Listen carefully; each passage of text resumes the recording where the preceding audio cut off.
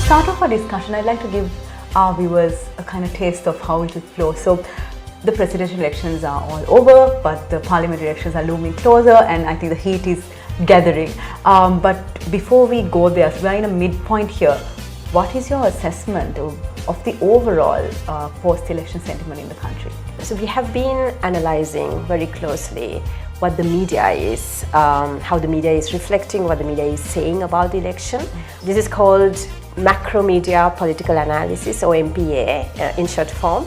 So what we have been noticing about this specific presidential election is that, of course, it was a three-way race, and there was also for the first time a second count of the preferential votes. It is someone who is no longer belonging to a privileged background or an entitled political class, or a family of, like a family who has been in traditional politics for a very long time, who has now become the president in Sri Lanka. What we see right now is that energy, that enthusiasm around the incumbent president. So a part of this positive sense, is that because he is very much celebrated as someone who broke those barriers and come from a non-privileged background to be the president. And the second reason that we see why there's also so much energy, positive energy around this, is that the strong pushback against corruption. These are at least two reasons as to what we can explain in terms of understanding this positive sentiment in the post-election period. The heat of the presidential elections is fading. What is the people's post-election sentiment like? We spoke about all of this and more with Deepanjalie Abeywardana. Stay tuned.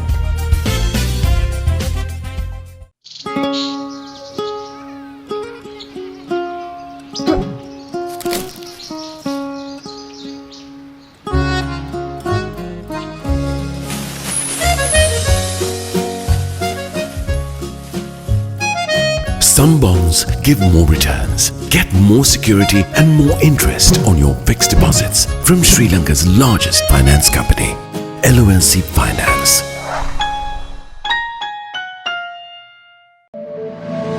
The latest issue of LMD is available at lmdmall.lk as well as selected supermarkets and bookshops. You can also access the digital version on Press Reader, Maxter, our social media platforms and WhatsApp.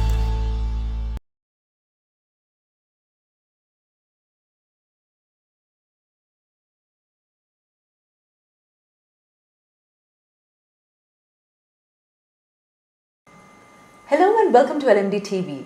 The topic of conversation today is post-election sentiment, and I'm here with the Deputy Director of Verité Media and Politics of Verité Research, Deepanjalie Abeywardana. Deepanjalie, it's lovely to have you on our show, and welcome. Thank you for having me here. To start off our discussion, I'd like to give our viewers a kind of taste of how it will flow. So, the presidential elections are all over, but the parliamentary elections are looming closer, and I think the heat is gathering. But before we go there, so we are in a midpoint here. What is your assessment of the overall post-election sentiment in the country? Yeah, that's a very pertinent question to ask now that we are also going into general election and probably provincial and local council elections as well thereafter. So we have been analyzing very closely what the media is, how the media is reflecting, what the media is saying about the election. This is mainly through the signature product that we are running through Verité Media, which is a part of Verité Research, that we have been discerning the sentiment of the public. And this is called macro media political analysis, or MPA in short form. So we try and discern the sentiment by looking at the media, that includes the singular print media coverage, singular TV news bulletins, and also the social media commentary. When we started macro media political analysis, we only looked at the singular print media coverage. But now, as time also goes by, we have evolved and expanded into incorporating not only TV news bulletins, but also the social media commentary, so that it helps us get a better sense of the mood of the public, the psyche, and how the sensibility is, so that the MPA, or macro media political analysis, gives us this gateway to understanding the psyche of the people. And we also call it both macro and micro, because we look at all of these media sources to get the insight, and then we also look at the bigger picture. So it's both micro and macro. So what we have been doing in the lead up to the election and before that is analyzing this on a weekly basis. And because we have been now analyzing it on a weekly basis, pre and post election. Starting from which month? Yeah, this is so now this goes way beyond 2012. It has been happening since 2011. Wow. And I have been directly involved in it from 2013 onwards. So we can see the trends and sentiments, how they are changing during all of this period. So what we have been noticing about this specific presidential election is that, of course, it was a three-way race.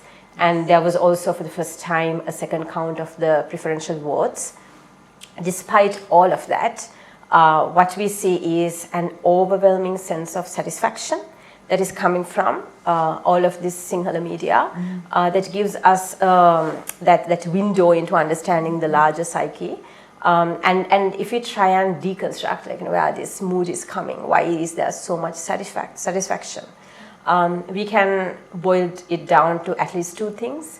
One, there's so much happiness that it is someone who is no longer belonging to a privileged background or an entitled political class or a family of, like a family who has been in traditional politics for a very long time, who has now become the president in Sri Lanka.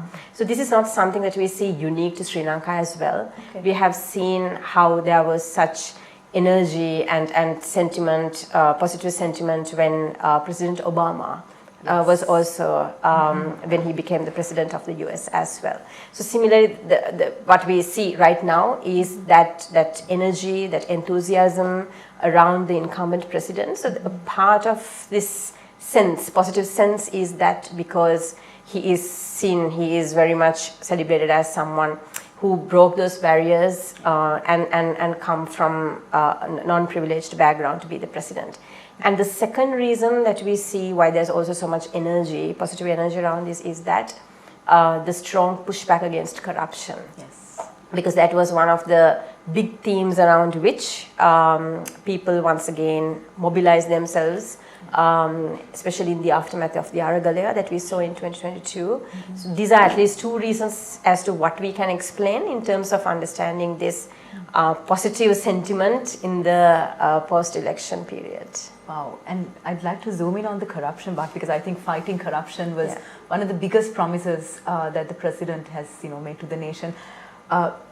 Amidst all the positivity, the satisfaction, how soon are people expecting this to be delivered? Because it's not an easy thing to achieve.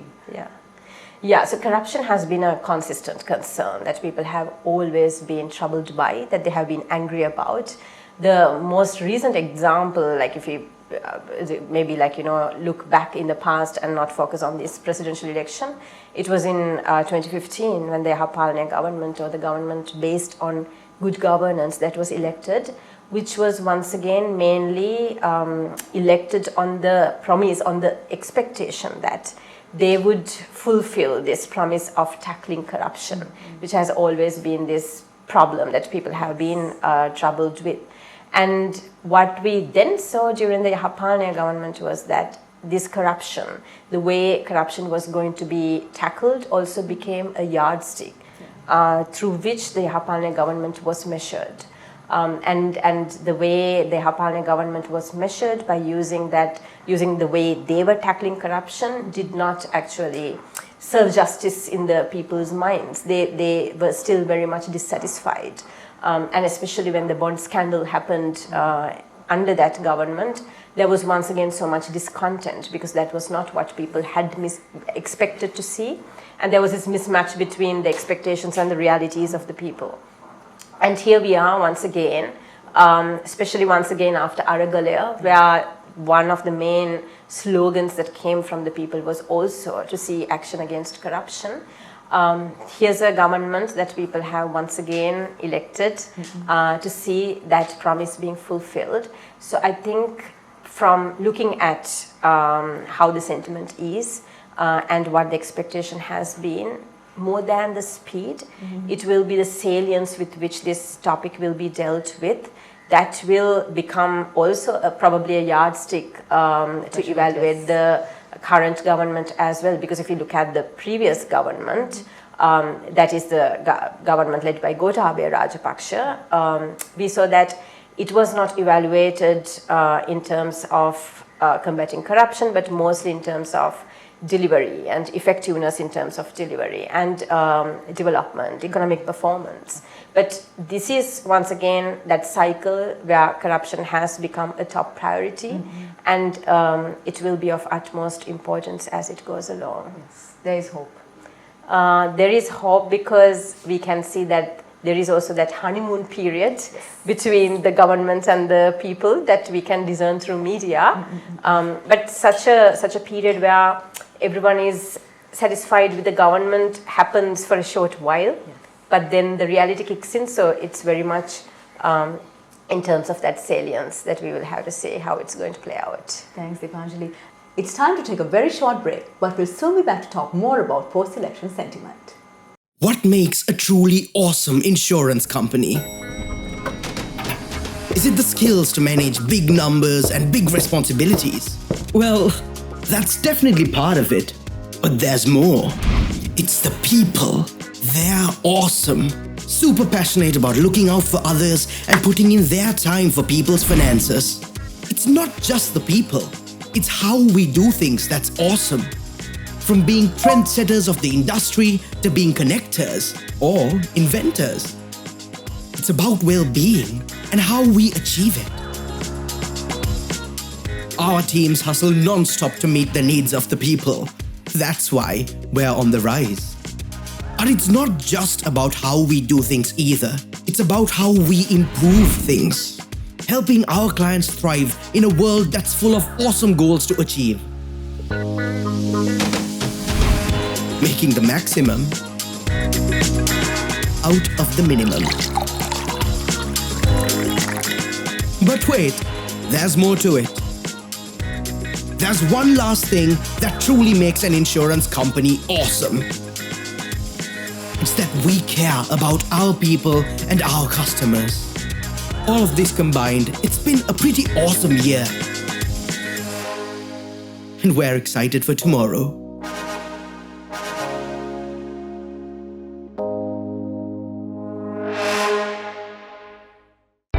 Display your brand message on digital screens at prime locations. The largest digital advertising network in Sri Lanka. Emerging Media.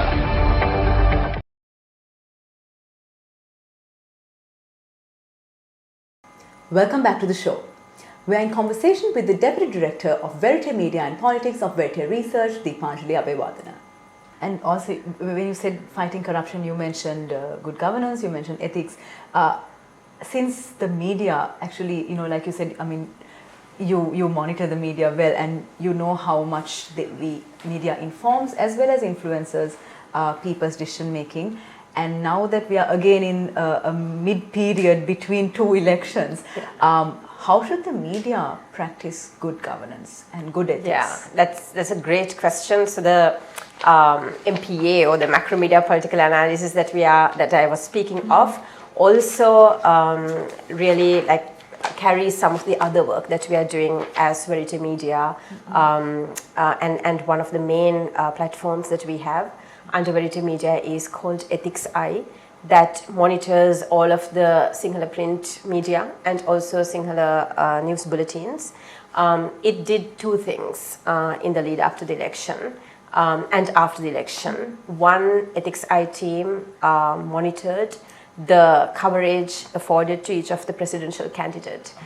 So if you go to our Facebook page, if you take a look at our infographics, we have run a series of infographics to show the coverage afforded to each of the presidential candidates.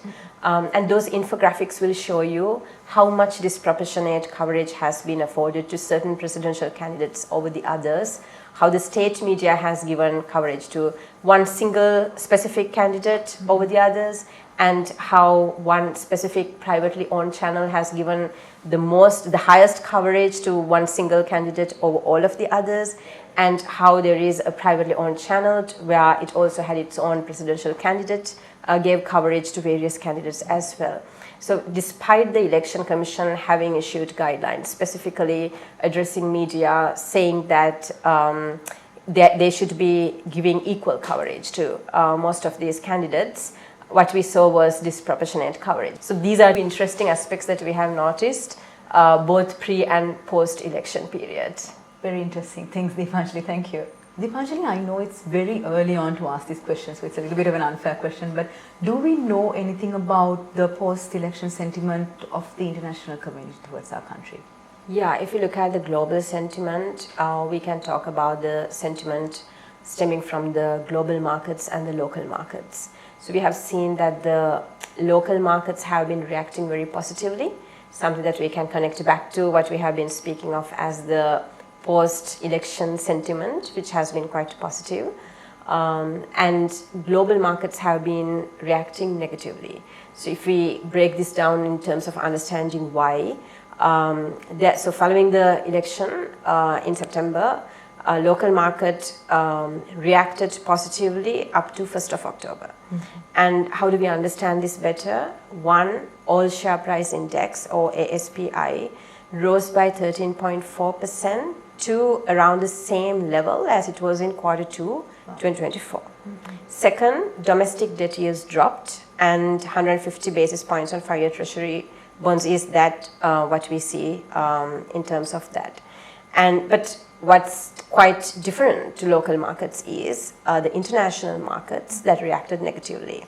So on Sri Lanka's sovereign debt, with yields on Sri Lanka's international sovereign bonds increasing by 80 basis points from 14.5% to 15.3%, we can see the international market, the global markets reacting quite negatively. So I think it's once again indicative of the mood of the people, which is very much, in tally with that positive sentiment that we have been describing, that is also reflected in the way the local markets are functioning as opposed to the international market sentiment. Wow. And talking about mood, I want to ask you about Verité's Mood of the Nation poll.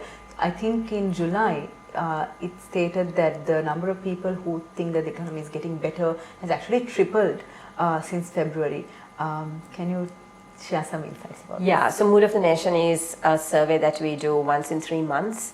When we did it at the time that you are mentioning, it was under 30% the government approval rating. But now that there was an election, we can probably say the approval rating is 42%. But we are yet to do the new round, which will happen in a few weeks' time, I suppose. Before the parliament elections? Yeah, for sure. So we will be able to once again disseminate it in the public domain as we always do, and then we can see how this sentiment that we are now discerning in media is also reflected when we talk to people as well. So it's a little too early to say how it is going to play out, but we can probably say that it will be positive given the honeymoon period, but let's see. Let's see indeed.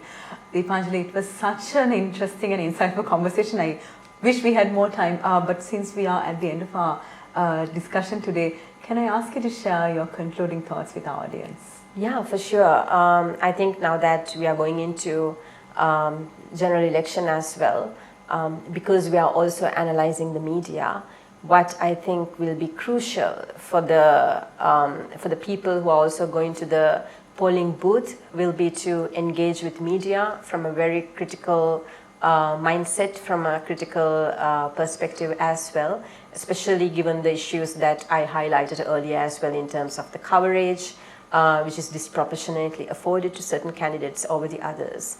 Having said that, we also usually closer to an election, we see a lot of misinformation and information disorder taking place. So it will always be best if the voter can be quite critical and adopt a very critical approach in terms of consuming what is coming not just from mainstream media but also from social media as well, because we also should not run into these polarized narratives as well, and we should be open to be challenged and to have that other perspective which is data driven and factually correct as well.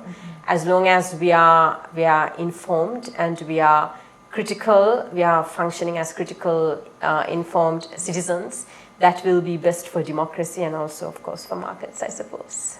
We've been in conversation with the Deputy Director of Verité Media and Politics of Verité Research, Deepanjalie Abeywardana. Deepanjalie, thank you very much for a very interesting and insightful conversation. Thank you for having me here. And thank you to all our viewers for joining us. Until next time, take care. Don't forget to subscribe to our YouTube channel and follow us on Facebook, LinkedIn, Instagram and X. Thank you for watching and stay safe.